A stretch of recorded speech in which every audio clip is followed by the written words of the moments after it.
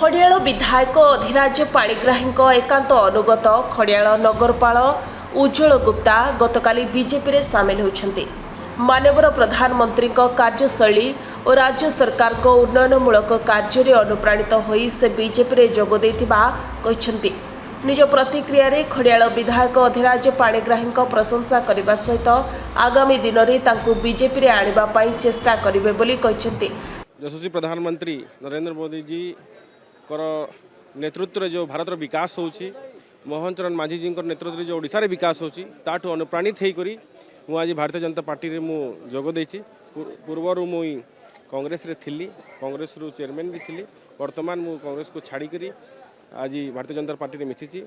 माननीय विधायक अधिराज मोहन पाणिग्राही जी संगे मोर व्यक्तिगत गोटे बाप पुअर रिलेशन अच्छी आउटा निश्चित भाव में जीवन भर सेटा थिबो। से बीजेडी गला पर मु बीजेडी जाई नथिली कहीं मु कांग्रेस रे चेयरमैन ही थिली।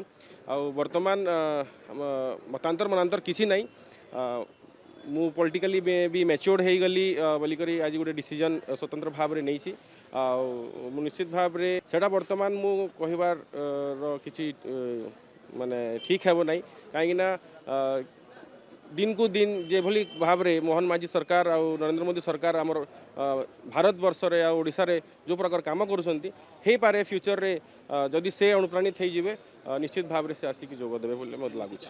जहाको नै तीव्र प्रतिक्रिया प्रकाश करिसेंती विधायक अधिराज पाणिग्राही। आज खड़ियाल बीजेडी कार्यालय रे एक सांबादिक सम्मेलन करी से उज्ज्वल गुप्ता विरोध में बर्षिंट।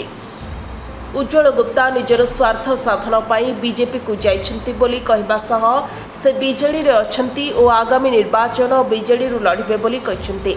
उल्लेखयोग्य जे खड़ियाल नगरपाल उज्ज्वल गुप्ता विधायक पाणिग्राही एकांत अनुगत। से 2022 एनएससी निर्वाचन में कांग्रेस दलर प्रार्थी होई अध्यक्ष भाव में निर्वाचित होते।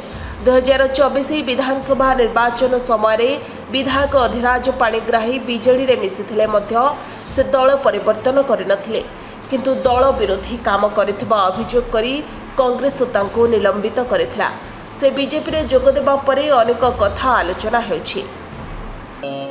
आपण मानको मु कहि देबा पई चाहे जे से कांग्रेस दल रे जितिकरी से एनएससी अध्यक्ष होइतिले।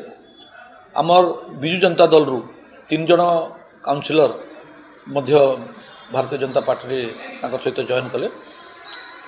जदि मु पार्टी दृष्टिकोण कहबी कौन प्रकार बिजु जनता दल गोटे आगार समुद्र से किए गोटे काउंसिलर कि किए गोटे चेयरमैन केते कौटी गला निजर स्वार्थ से बिजु जनता दल कौन प्रकार क्षति हबार मु अनुभव करूना। केवल गोटे कथा जोटा कि आपण मैंने मत पचारुले एवं से मध्य तांकर स्टेटमेंट रे मु तांकर स्टेटमेंटा देखुली गणमाध्यम रे जे से मते बापा सदृश्य बोलिक संबर्धना मते माने से कही मोर बापा भाया लोक मोर संपर्क अच्छी। निश्चित रूप से गोटे संपर्क जिते बाधा आसे मन भितर टी कष्ट हुए। व्यक्तिगत रूप से से मोर सहित थिले, किंतु मोर दल रे मोर बिजु जनता दल रे जिते जॉइनिंग कली किंबा परवर्ती समय जिते विधायक हेली बिजु जनता दल कौन कार्यक्रम रे कि बिजु जनता दल से प्राथमिक सदस्य नुहंती। तो बिजु जनता दल ए कौन प्रकार क्षति हवा कौन संभावना भी नहीं कि चर्चार विषय भी नुहे। केवल व्यक्तिगत गोटे भल बंधु हिसाब से व्यक्तिगत गोटे मोर साथी हिसाब से निश्चित रूप मन रे कष्ट हो, किंतु से तांकर स्टेटमेंट रे कही सारी गोटे आश्चर्य कथा से कहले जे से मेच्योर्ड हो गले वर्तमान। ता मतलब ए स्पष्ट भाव में जना पड़ुछि जे से जेतेबेले दायित्व रे थिले कांग्रेस दल रे जिला परिषद थिले कि कांग्रेस दल रे एनएससी रो अध्यक्ष थिले से मेच्योर्ड नथिले। 4.5 वर्ष जो काम कले से मेच्योर्डटा देखै पारले नहीं। अनमेच्योर लोक भोट देकर बसैले कि आमर सेटा भूल थिला सेतेबेले जे गोटे अनमेच्योर लोक को आमे बसैथिलु, किंतु जहा हो आज खुशी कथा से भारतीय जनता पार्टी रे गला पर गोटे मेच्योर पॉलिटिशियन हो जाइछंती एवं तांकर स्टेटमेंट रे कथा रखिछंती खरियार विकास कथा। आगामी दिन रे देखिबा 4.5 वर्ष तांको गोटे भरपूर समय मिलिथिला आ 4.5 वर्षर दाग कि भलिया दाग थिला जे भारतीय जनता पार्टी भलिया गोटे वाशिंग मशीन को जीवाक पड़ला। देखंतु से एबे मेच्योर्ड होइछंती। आ मु जो दिन राजनीति आरंभ कली से दिन मेच्योर्ड हेली तापर लोक मते सर्टिफिकेट देले। आज से निजर मोहरु ग्रहण करछंती से मेच्योर्ड नथिले अर्थ बल रे कि बाहु बल रे कि आउ किछि रास्ता रे से निर्वाचित प्रतिनिधि हेइथिले, किंतु मु जो दिन प्रथम करी निर्वाचित प्रतिनिधि हेली से दिन मु जानिथिली जे मु I am a mature politician. मते से नेबार कथा कि मते से कन्विन्स करबा कथा सेटा ताकर व्यक्तिगत मत मु कौन कन्विन्स आ मु कौन भारतीय जनता पार्टी रे सरकार 2 वर्षर गतिविधि को देखी सारी नवीन बाबू नेतृत्व को देखी सारी ओडिशार विकास को देखी सारी मु क्या सहित रही न रही आगामी समय आपण मानक तार जवाब देव मु नवीन बाबू सहित अच्छी एवं नवीन बाबूर नेतृत्व प्रति मोर दृढ़ समर्थन अच्छी एवं खड़ियाल लोकंकर भरसा आशा विश्वास नवीन बाबू प्रति अच्छी।